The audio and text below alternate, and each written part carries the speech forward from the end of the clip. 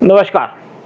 आज हम एक नए टॉपिक पे बात करने जा रहे हैं और हमारे साथ बैठे हैं मिस्टर नायर, इंडियन एक्सप्रेस में काम कर चुके हैं, जर्नलिस्ट हैं, बड़े सीनियर जर्नलिस्ट हैं और साथ में बैठे हैं उदय शंकर पानी जी बॉलीवुड से।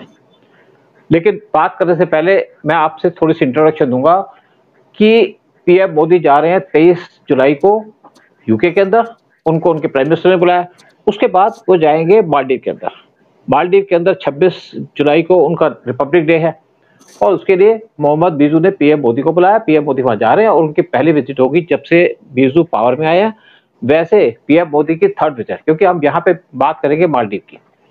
तो बीजू ने उनको बुलाया तो वो गए हैं पीएम मोदी। इससे पहले 2024 में बीजू इंडिया के अंदर आए थे और हमारा जो मालदीव है इंडिया के बैकयार्ड में है, लेकिन बीजू कहते हैं कि हम आपके बैकयार्ड में नहीं है। लेकिन फैक्ट तो फैक्ट है। और ये लोग की छोटी सी कंट्री है, छोटी सी आइलैंड कंट्री है। यहाँ पे 1200 आइलैंड है इनकी और इसका जो ये इंडिया के कोस्ट लाइन से 600 किलोमीटर दूर है, साथ में 750 किलोमीटर दूर है श्रीलंका से। वर्ल्ड का 2/3 ऑयल यहाँ से पास करता है और ब्रिटिश ने इनको फ्रीडम दी थी 1965 में। उसके बाद इंडिया उनके रिलेशन डेवलप हो रहे थे, लेकिन इंडिया जब भी यहाँ पे प्रॉब्लम हुई उनको हेल्प करता है। 2008 में एक एलटीटी का फैक्शन है जिन्होंने कू करा दिया था और उस टाइम पे मालदीव के जो प्रेसिडेंट है अब्दुल कयूम, वो अप्रोच किया उन्होंने श्रीलंका को। श्रीलंका ने मना कर दिया, हमारे पास कोई ऐसी फैसिलिटी नहीं है। उसके बाद उन्होंने अप्रोच किया सिंगापुर को, सिंगापुर ने मना कर दिया। उसके बाद अप्रोच किया पाकिस्तान को, पाकिस्तान ने कहा हम तो टेररिस्ट भेजते हैं, हम आपकी मदद नहीं कर सकते। तो पाकिस्तान तो पता है। उसके बाद उन्होंने अप्रोच किया यूएस को, यूएस ने कहा हम तो आपसे बहुत दूर हैं, हमारे उद्योगों का राष्ट्रीय बेस है वो भी आपसे बहुत दूर है। फिर उन्होंने मार्गरेट थैचर से बात की, मार्गरेट थैचर ने कहा भी हम भी यहाँ से दूर हैं, आप इंडिया से बात करो। और तब उन्होंने राजीव गांधी से बात की और राजीव गांधी ने नेक्स्ट डे अपने कमांडो भेज दिए और इनको लिबरेट करा लिया। इंडिया हमेशा सबकी मदद करता रहा रीजन के अंदर। आप देखिए जब अरब सागर में कुछ भी इंसिडेंट होती है, किसी का प्लेन, किसी का शिप डूब गया, उस पर अटैक हो गया, तो इंडिया सबसे पहले जाती है वहां पे, क्योंकि हमारी एक पॉलिसी है सागर सागर के अंदर हम सबकी यहाँ पे हेल्प करते हैं। लेकिन जब से बीजू पावर में आया उन्होंने इंडिया का पल्ला छोड़ करके चाइना की तरफ घुस गए। चाइना तो लूटता है सबको।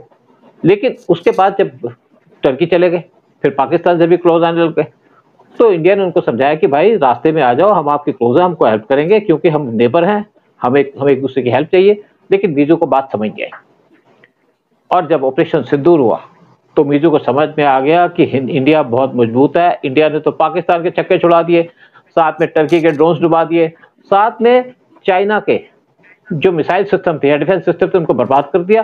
तो इसी इशू पे बात करने के लिए हमारे साथ बैठे हैं रवि जी इंडियन एक्सप्रेस से और उदय शंकर पानी।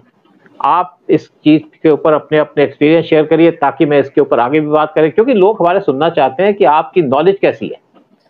तो हाँ नहीं रवि जी नहीं, राज जी, हमारा राज नायक जी, राज जी। हाँ वो मीडिया के अंदर भी वो जर्नलिस्ट रहे हैं and at the same time sensor board में भी रहे हैं काफी दिनों तक, काफी सालों तक। तो इनकी काफी अच्छी नॉलेज है। बताइए सर, राज जी आप क्या बोलना चाहते हैं, उसके बाद मैं बोलूंगा। ये जो विजिट है प्रधानमंत्री का वो 2019 के बाद फर्स्ट टाइम विजिट है, जब मोइजो टेक ओवर करने के बाद। और ये बहुत ये बहुत ऐतिहासिक विजिट होगा, क्योंकि ये फर्स्ट टाइम है कि हमने मालदीव्स को चाइना से लंबा कर दिया, क्योंकि उनको बीच में ऐसा लगा, उनको ऐसा बीच में लगा कि चाइना हमसे हमारी बहुत मदद करेगा और वो पूरी एरिया में चाइना ने एक्सटेंड करने की भी बहुत कोशिश की। श्रीलंका में बहुत प्रेजेंस चाइनीज मैरीटाइम फोर्सेस का प्रेजेंस आ गया था।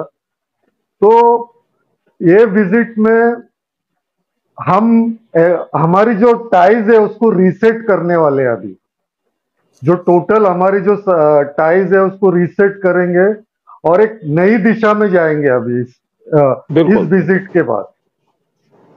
तो वो और हम अभी उनको कुछ लाइन ऑफ क्रेडिट भी इंक्रीज करने वाले हैं इस विजिट में। शायद नरेंद्र मोदी जी उसको अनाउंस भी करेंगे वहां।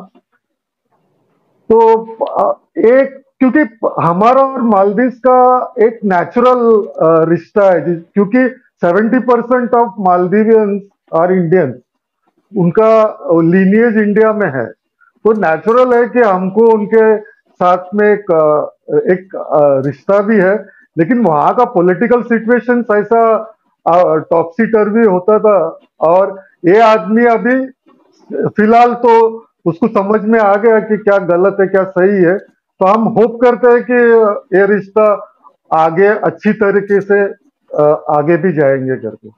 हाँ राज जी, बिल्कुल ठीक है। ये जो अभी मालदीव के प्रेसिडेंट हैं जो जिन्होंने बीच में प्रॉब्लम की थी, तो लेकिन वो समझ गए कि बाप बाप ही होता है। हिंदुस्तान को अच्छा है कि बाप की तरह रखो, और हम आपको बच्चे की तरह रखेंगे, हम आपका ख्याल करेंगे जाके। नहीं तो ये मालदीव तो कब का नाम गायब हो गया था जब एलटीटी ने टेक ओवर कर लिया था सर। मैंने बिल्कुल उनको तो बिल्कुल। बचाया, उनको तो पूरा बर्बाद होने से बचाया इंडिया ने, लेकिन साले नमक हराम हैं ये लोग।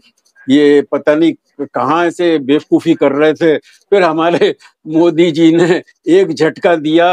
वो गए बेचारे लक्षद्वीप में गए, वो एक वॉक की और सारा का सारा टूरिज्म वहां शिफ्ट हो गया। इनकी तो मेन इनकम वही है टूरिज्म की। तो आई एम ग्लैड, लेकिन बड़ा मोदी जी का बड़ा पॉजिटिव अप्रोच है इसके अंदर। वो मतलब बदला नहीं ले रहे, और मदद करेंगे, और आपको ये प्रूव करेंगे कि आपके असली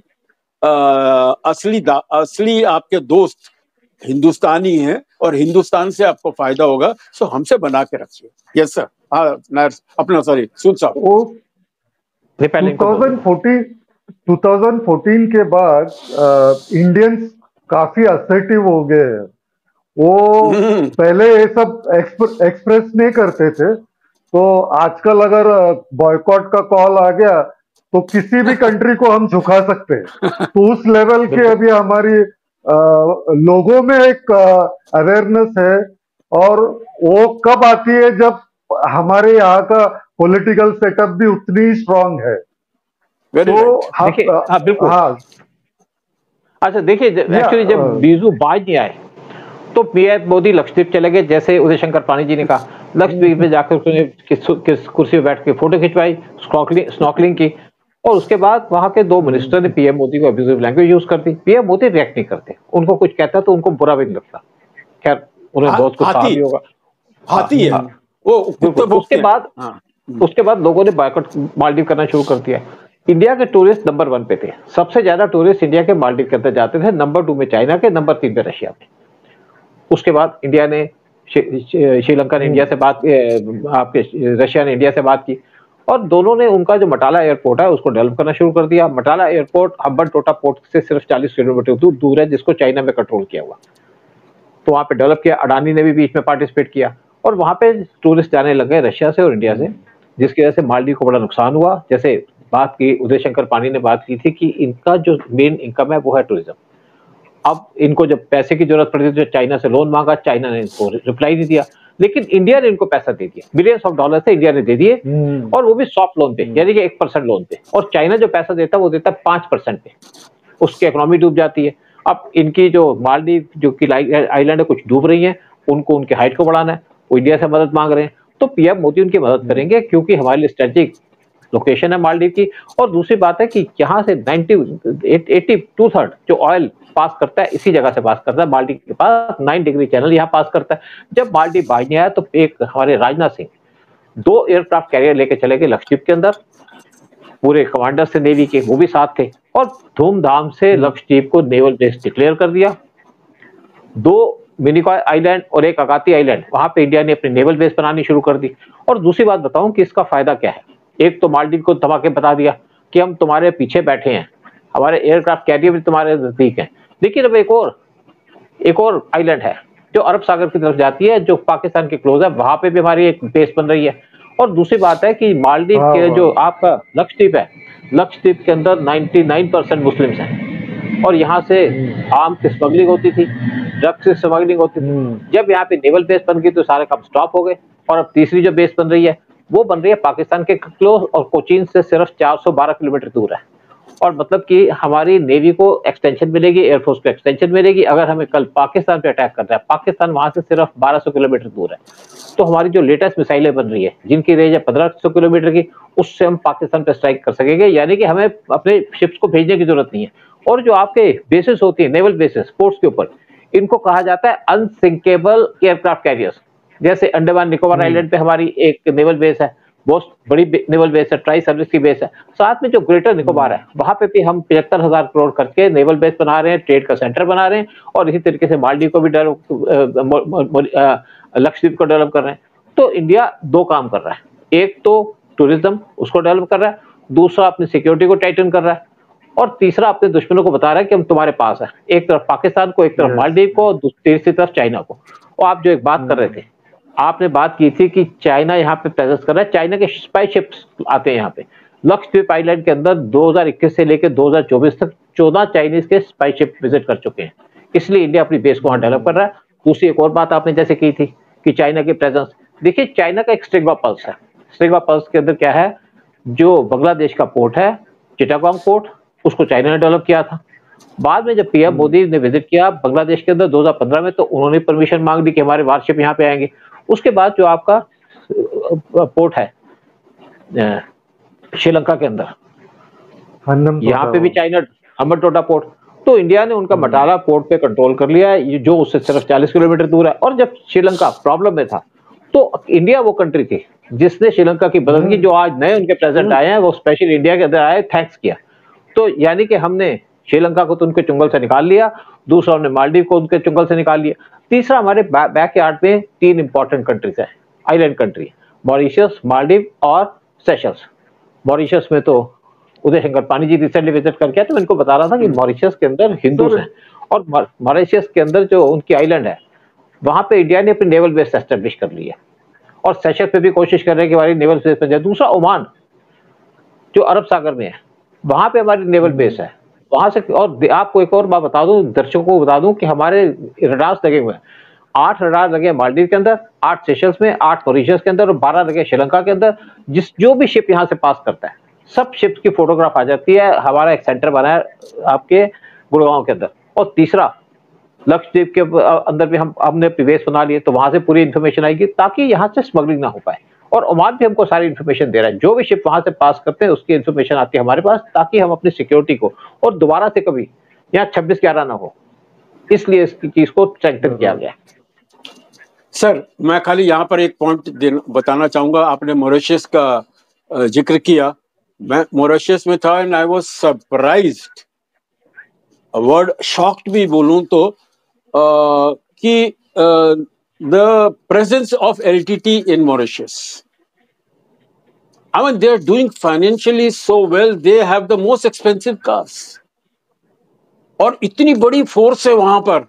सर, जब चाहो उनको बोल देना है कि यार वहां पर जाके ये मालदीव को जरा ठीक कर दो, 2 मिनट में जाके ठीक कर देंगे। I am telling you that LTT presence also is a trump card we have.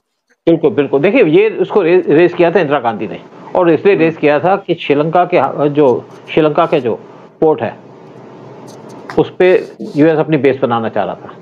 तब LTT को खड़ा किया कि ताकि उनकी बेस ना बने, क्योंकि अमेरिका हमारे पास आएगा तो खतरे की घंटी। आप देख रहे हैं ट्रंप का एटीट्यूड, देख रहे हैं आप डीप स्टेट का एटीट्यूड। और मैं आपको दूसरी बात बता दूं मॉरिशस के बारे में, मॉरिशस एक हिंदू कंट्री है, हिंदू मेजोरिटी कंट्री है। इंदिरा गांधी के टाइम में वहां पे कुछ मुस्लिम टेक ओवर कर रहे थे, French speaking, they all speak French and भैया language.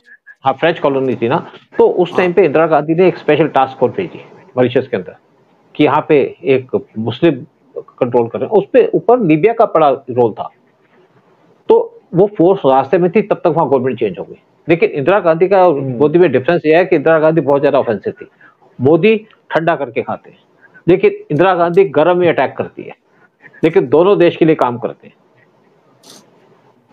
I mean, Modi ji believes in कि भाई revenge is a dish which tastes the best when it is cold. और एक दूसरी पॉइंट ये है सर कि सभी ये छोटी छोटी कंट्रीज को ये पता चला है कि हमारी इंडिया का पॉलिसी नहीं है, एक्सपेंशनिस्ट पॉलिसी है ही नहीं। अगर चाइना के साथ कोई भी ट्रेड करता है उसका ड्रॉबैक्स क्या क्या होता है उन्होंने फेस किया है सब चीजें। देखिए, यहाँ तो फेस किया है। इवन पीएम मोदी की 3rd विजिट है इस टाइम पे अफ्रीका के अंदर। पहले टेन्योर के अंदर 2 बार गए थे, और अब फिर गए सेकंड टेन्योर, फर्स्ट टेन्योर के अंदर अब फिर गए हैं वहां पे। और G20 की समिट हुई थी, तब सारी अफ्रीकन कंट्रीज को इनवाइट किया था, क्योंकि अफ्रीका के अंदर चाइना की बहुत इंटरफेरेंस है। तो पीएम मोदी इसलिए गए थे चाइना को काउंटर करने के लिए। लेकिन आज जो छोटी छोटी, आपको एक और बता दूं बात, जब 2004 में सुनामी आई थी तो हमारे वारशिप पहुंच गए थे इंडोनेशिया के पोर्ट्स के ऊपर। तो उस टाइम पे अमेरिका ने कहा आपके शिप कैसे पहुंच गए यहाँ पे, क्योंकि अंडमान निकोबार आइलैंड मद्रास से 1200 किलोमीटर दूर है। तो हमारे एक स्पेशल टीम को यूएस के अंदर बुलाया गया, डिफेंस टीम थी, एयर की टीम भी, नेवी की टीम भी थी साथ में, और उनके जो प्रेसिडेंट थे और उसके पिछले प्रेसिडेंट थे, दोनों साथ बैठे थे। तो उनको उन्होंने ब्रीफ किया कि हमारे पास अंडमान निकोबार आइलैंड है। तब उनको समझ में आया, तब उन्होंने इंडिया के साथ एक्सरसाइज स्टार्ट की चाइना को काउंटर करने के लिए। आज अमेरिका इसलिए इंडिया की तरफ देखता है कि हमारी आइलैंड पे कंट्रोल है। देखिए पहले जो आइलैंड थी ना, वो हमारे लिए लायबिलिटी बनी हुई थी, आज ये आइलैंड हमारे लिए एसेट बने हुए हैं। चाइना के पास इस टाइम पे 3 एयरक्राफ्ट कैरियर है, और चाइना 2035 तक 7 एयरक्राफ्ट कैरियर बनाएगा। उनके एयरक्राफ्ट कैरियर नेचुरली अभी तक तो साउथ चाइना सी में घूमते हैं, इंडियन ओशन के अंदर भी आएंगे। तो हम क्या करेंगे, हमारे पास तो 2 हैं, तीसरा तो बना नहीं रहे। इंडिया ने इसीलिए अपने आइलैंड को डेवलप करना शुरू कर दिया, एक लक्षद्वीप और दूसरी तरफ इंडिया की अंडमान निकोबार आइलैंड। क्या हो गए तो हमारे पास यहाँ पे अनसिंकेबल एयरक्राफ्ट कैरियर्स हैं। चलिए, yes sir, I think it is a nice discussion we had. और फिर वापस सर अपील आप ही कर दीजिए तो अच्छा है कि भाई अगर आपको प्रोग्राम लोगों अच्छा से लगता फिर है तो अपील करेंगे कि इस चैनल को सब्सक्राइब करिएगा, साथ में वीडियो को शेयर करिएगा। मैं जो अपने वीडियोस बनाता हूं वो रियल स्टोरीज पे बनाता हूं, रियल ट्रुथ होता है, डिफेंस के वीडियोस होते हैं, फॉरेन रिलेशंस के वीडियोस होते हैं और नॉलेजेबल वीडियोस होते हैं, ताकि मैं अपने वीडियोस को और ज्यादा प्रमोट करूं और आपको अच्छी अच्छी खबरें दूं, अच्छी अच्छी इन्फॉर्मेशन दूं।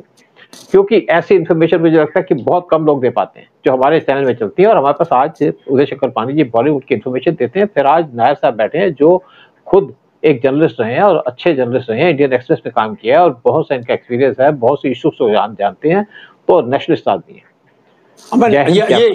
नहीं, ये हम तीनों के अंदर ये कॉमन है कि we are proud to be nationalist. Okay sir, जय हिंद सर। जय हिंद, जय भारत। जय भारत सर। Thank you.